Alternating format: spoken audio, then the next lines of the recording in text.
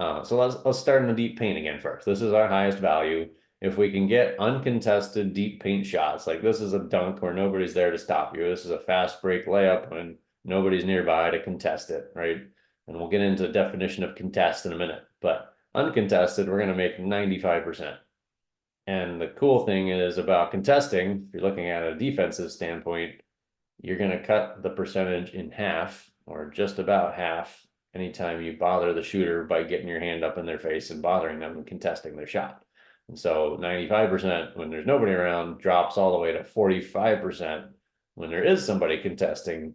And that's where, on average, the Celtics get 64%.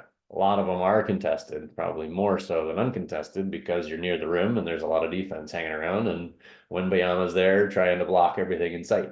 And so that drops a lot every time you're contested, but they do get some uncontested. And so it averages out to somewhere in the 65, 64% for the whole season.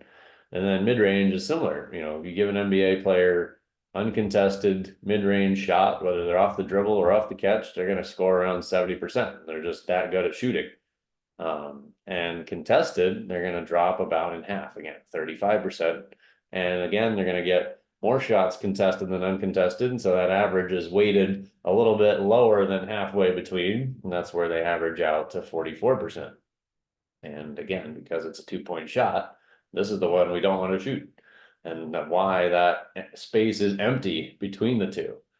And then we go out to 3-point shots, uncontested. They're still going to shoot about 60%, which if you've ever been in a practice and watched shooters shoot, like when there's nobody nearby and they're just doing practice shots, they make them at an incredible rate.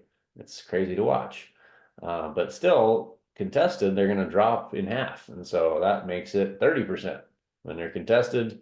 And because there's intense defense, especially as we get into playoff time, the average drops down to 37%. It's what we showed, you know, around the arc, except for their one hot spot. The Celtics averaged only 37%.